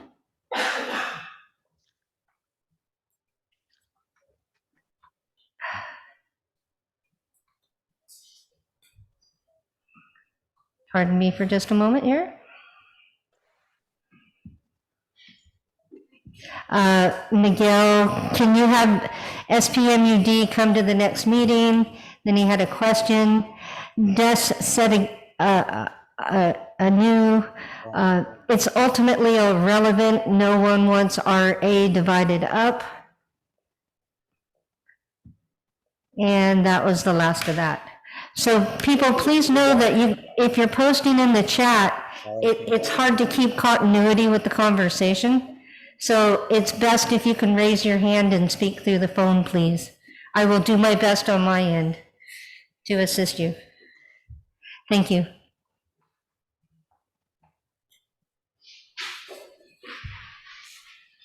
One more public comment. Joe Ryan again. I live at the end of Bankhead Road. I just want to respond to Mike Fournier's comments. I agree entirely in the sense that if you own property, you should certainly have a say in what you do to it. I think the concern from the people of Loomis is that a developer, and I've looked over the plans that are proposed off Sierra College, and honestly, I see a lot of stuff that I like about it. I know it's going to be developed. It's off Sierra College. It's a main thoroughfare. It would be silly not to. That's just the business aspect of it, and he's a developer. He develops. That's what he does. So I certainly see no fault in that. I think the concern would be the additional properties off Del Mar that are owned by him really has no impact if he lives out of the area. So I can certainly appreciate the desire to rezone or reallocate or divide up the property because ultimately it is his and he should have a say in that. But it's a lot easier to kind of come to those conclusions if it doesn't impact you directly, like it would those living off of Del Mar that would have to worry about the road, which is already going to be impacted by the Green Business Park and all the other construction and development that's going on over there. So I certainly appreciate what Mike's doing.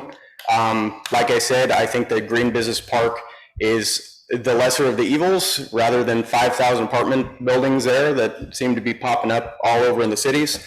But like I said, I think that if you live out of the area, you also have to keep in mind that those that are going to be impacted may disagree with your plans. Thank you.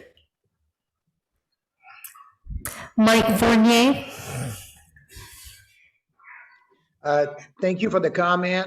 Since we're talking about the Del Mar side, one of the reasons we're looking at that is if Mark could just go back a couple slides. Can you go back a couple slides and show all the non-conforming parcels? Okay, if you look at all those non-conforming parcels, over 75% of the neighbors adjacent to those parcels are non-compliant. They're all half, 1 acre, 2.3 acres. And the reality is, we're not suggesting to go down to 1 acre or do high density residential. There's already sewer there, south of it, right there in Rockland. There's water, and the other parcels from the neighbors, except for the Nita Ranch and Mr. and Mrs. Miller, the rest of the parcels are much, much smaller. So that's what we looked at, and we felt that it was a natural extension with water and sewer of the RE zoning. So I really appreciate the comment, but at the same time, we believe that it's a lot more in sync with what is already there.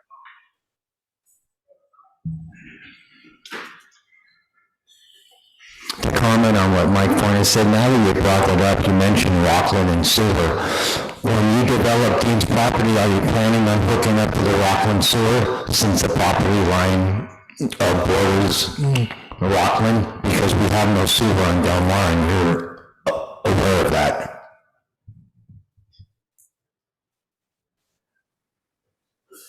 Go ahead, Mike. Can I request that this be the last question? Yeah, you don't want the back and I think forth. I just want to return to Madam Chair, that I'd like to know what the objective is for this committee. Yeah.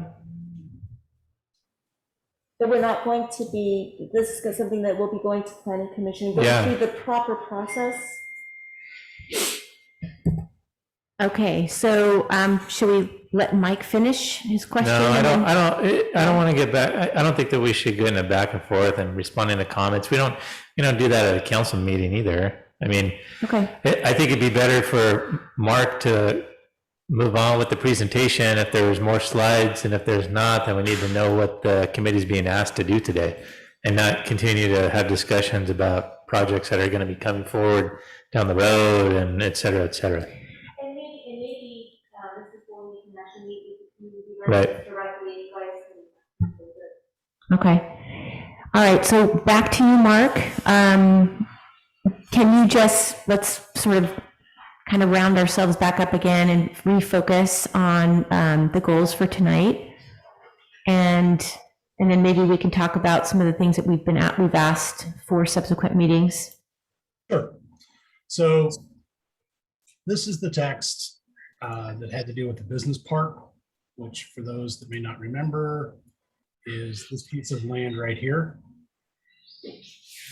And the subcommittee had said previously that they were interested in it not being a business park. So I guess one of the fundamental questions is if that is the only business park we have in town. So if we still want the designation of business park, what should it contain and what should it talk about? And so there's some text that was provided to the subcommittee, and this is that text.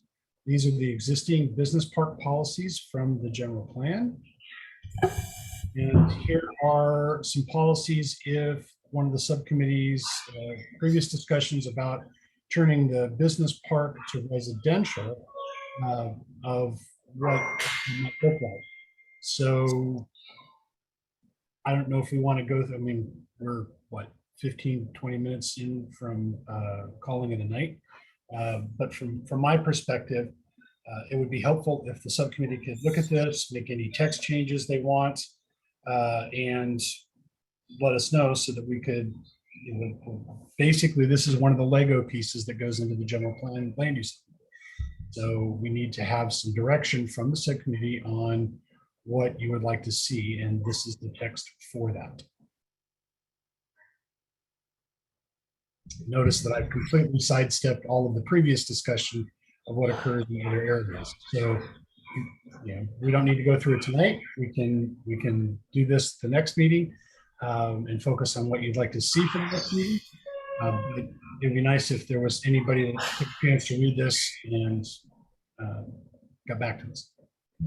I think my question goes back to, has the town been able to talk with the landowner? Because again, I think the last time we met was 4 months ago, and I don't recall that being answered, that we actually heard from the owner. Yeah, I think Mary Beth, you and Sean were going to go over there and talk to him. We met with Ralph Trim, and he was very supportive and actually submitted comments to change his designation to an RE or an RR. Of course, he'd like the higher density for the business park parcel, but the RE is totally compatible with the surrounding land uses. So is he one of the people on our spreadsheet? I didn't see that.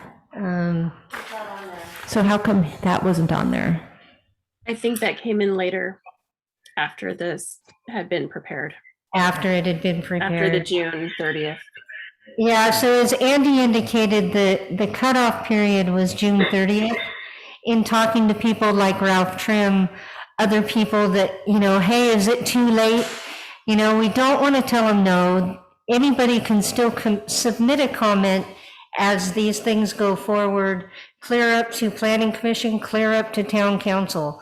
So the cutoff, the June 30 cutoff, was for committee consideration, but we still accepted comments and requests after that date for inclusion. So obviously it didn't make it here. This list just came out today, which is excerpted from the master comment spreadsheet of over 1,000 comments. So we're trying to, pull all this stuff together. This particular request, though, just based on Sean and I's discussion with him, he was very supportive because he realizes he cannot build a business park at that location, and would really look towards providing some housing for his family on site and things like that. It's, I believe it's a 30-acre parcel, so at 2.3 acres, you could maybe get 9 or 10 parcels in there if they were RE. If they were RR, of course, you're going to get more. But it, through all of our general plan update committee meetings and stuff, it is a landlocked parcel. It does have issues with services. It's right along the tracks. It's all those things. So it seemed like a natural thing to honor his request going forward through the committee. But the staff will provide that recommendation in your updated spreadsheet. Okay, so we'll have more information next time.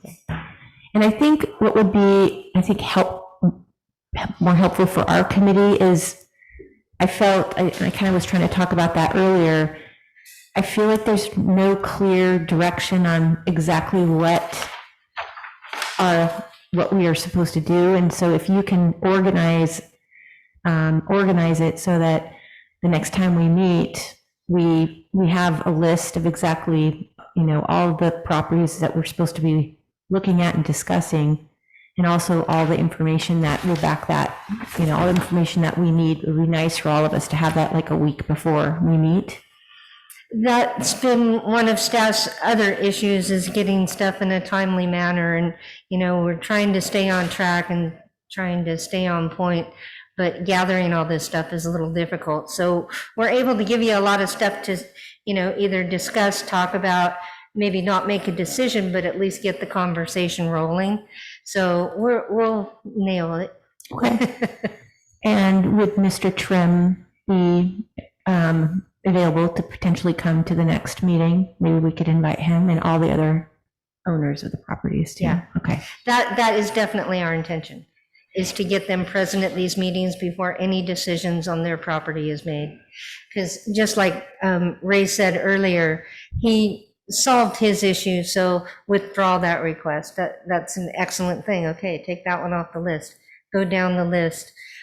In some cases where people have just broadly put out a comment on an area, those landowners don't know, and they need to know that that comment is floating out there on their properties. So I imagine those letters will go out next week. Okay. Anybody on the committee have anything to bring up or comment on, or? Yeah, I don't mean to talk so much, but it seems like there's maybe a slight disconnect or a kind of two paths. I'm not sure which one we're on. One path is kind of looking at each of these requests at a somewhat specific level about whether they're viable. And then the other one is the approach that I think personally makes more sense to me, which is to look at these things from a higher level as to whether it just kind of looks good from a 20,000 foot view of the town. And I'm not clear which one we're kind of going with. But one thought I had is maybe we could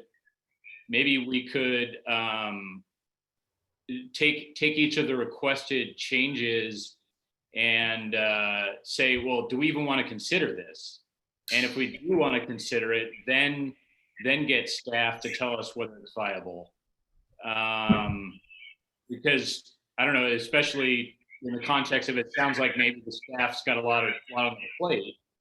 Maybe we can knock some of these off that we just don't think makes sense to begin with. Okay. Anyway, just a thought. So without talking to the owner, Scott? No, I take that back. I think they probably should all be heard. And then I think that probably makes sense. Yeah, I think that probably makes sense. Okay, and I mean, there's only, how many on there? I mean, 20? Yeah.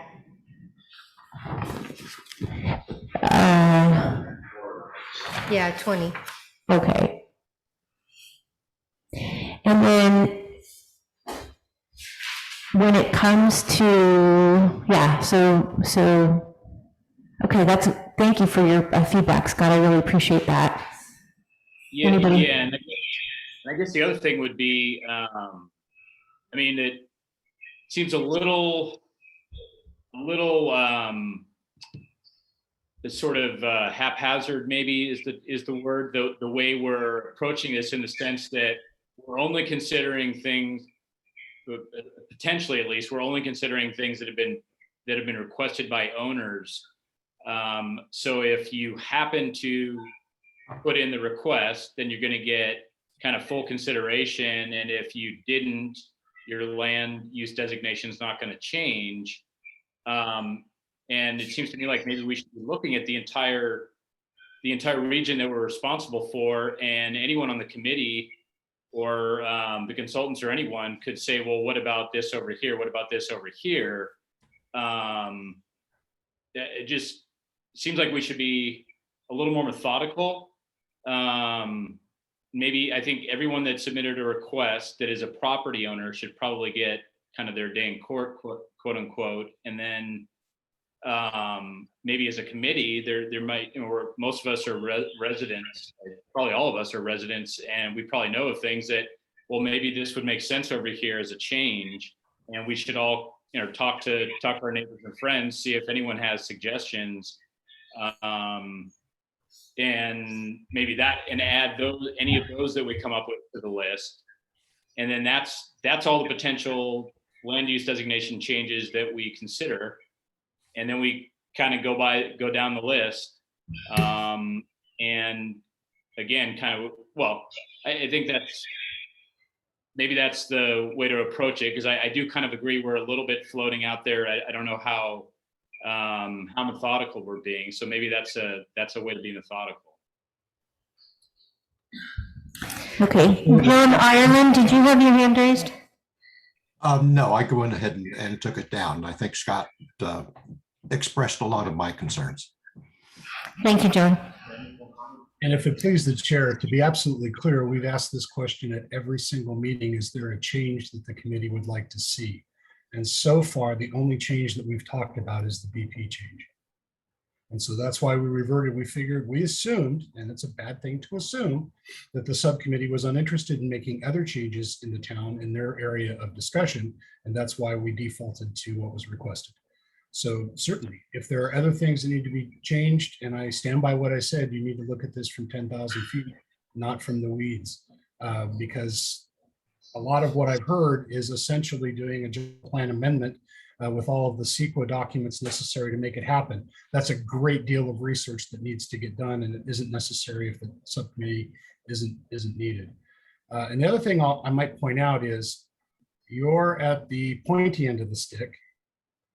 The recommendations of this subcommittee would go to the full committee, then from there to the planning commission, and then to the city council or town council. So at the end of the day, the property owner will have 4 opportunities, I believe, to voice their opinion, concern, or request. So anyway, just putting that out there that it's the beginning of a long road for them if they want to do that.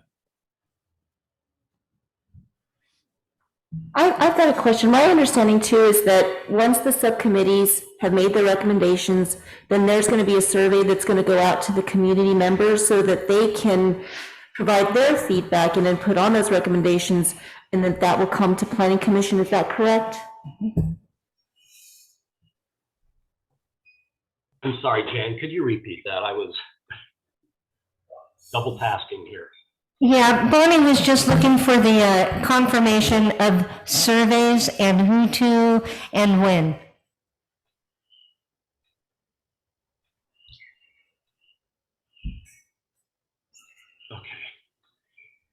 What?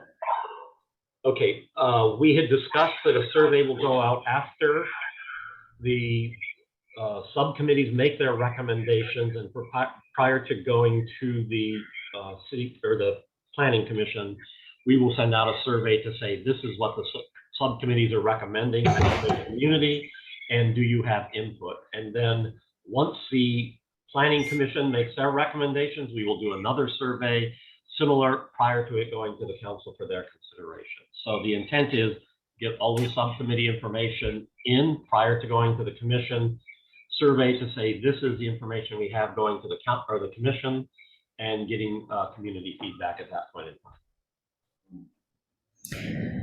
Okay, is there anybody on the committee that has any comments? I'll just quickly say, I think I remember Mark bringing up the question each meeting. If anyone has changes, they should bring them up. And so I apologize for forgetting that. And I would, I guess, it's kind of like drinking from a fire hose on this committee for me, and probably for a lot of us. But I would probably say that, maybe the next meeting, or maybe by the next meeting or the meeting after that, maybe everyone on the committee ought to know that they've exhausted their consideration of anything that wasn't on the list of requests. And if you try and bring them up in the next meeting or two for consideration by the whole committee. Otherwise, it's kind of just the ones that are on the list that we need to be looking at, I guess, would be my kind of my way to put a bow on that issue.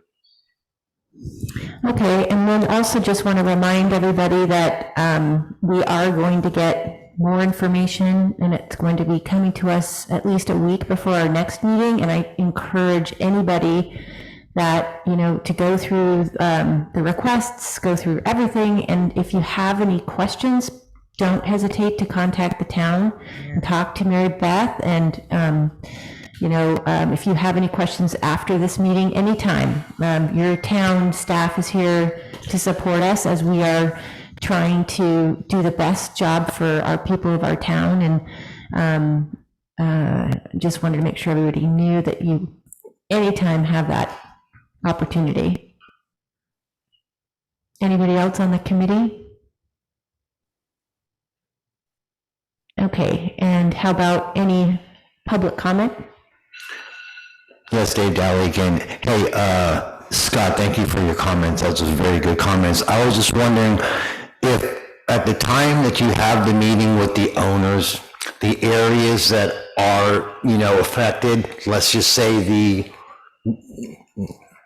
items where I live over on Delmar Avenue, I think the neighbors, not a letter, but all the neighbors should be able to sit down with the owner and let him tell us what he wants to propose that's going to affect the whole neighborhood, people that's lived there for 30 years, 40 years, and 10 years.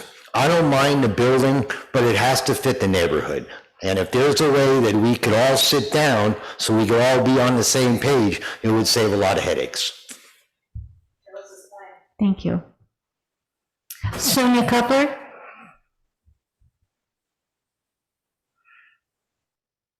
Hi, I just wanted to make sure there was some more postings on the chat, and I know the person that's on the chat is saying that they use TTY due to their disability.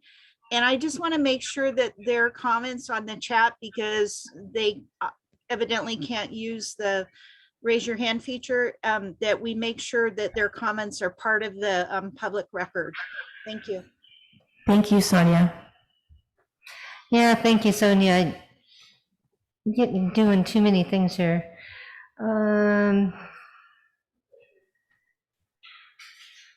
Okay, so this goes back 20 minutes, 15 minutes, but Des said those are non-conforming because they were grandfathered in, and that leaves no RA. I have to use TTY due to disability, so sorry, but can't use another system than what I have. It should be a higher level view for the Planning Commission as a region and not individual requests. That is town staff's job. The property owner gets their day with town staff. Then every property affected by those land use designation changes should have their own day in court. The property owner can attend the meetings and express their desires rather than letting them plead a case. This leaves the broad request of the community lost.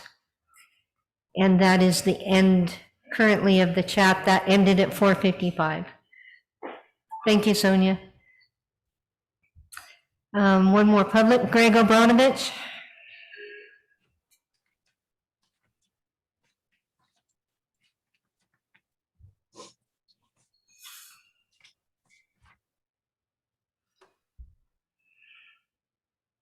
Go ahead, Greg.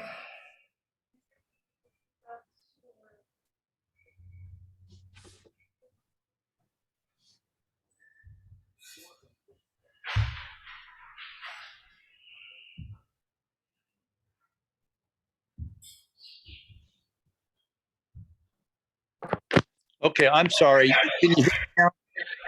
Yes. Okay, the unmute button wasn't coming up for some reason, so that's why the delay was. Anyway, my comment was, or question is the general plan update form still viable for everybody to use to submit comments in regards to these committee meetings, et cetera? Yes. Okay, I just want to be sure about that. Thank you. As I said earlier, even though we closed, that we had that June 30 date, we're still accepting comments. It just depends on when that comment comes in and how it gets forwarded through the process. If the committee has already concluded, then of course that comment would go forward when it's presented to the Planning Commission for consideration. So as far as committees ongoing and current, if we receive something today, it would still go to an ongoing committee. Okay, thank you. You're welcome. Okay, so we are anticipating our next meeting in 30 days. When is our next meeting? October 14th. Okay, and so then on October 14th, on October 7th, we shall, as a committee, receive the documents that we need and have discussed tonight, correct? Correct. Okay. And then committee members, we now know that during that next meeting, we will have a better format in terms of going through these requests. And potentially we'll have owners here and also maybe have some members of SP Mud and Water. So with that, I want to thank everybody. It's been great work, strong work tonight. And thank you for your time. Thank you for all staff's time and experts' time and members of our public's time. We'll see you all on October 14th, and our meeting's adjourned. Thank you all. Thank you.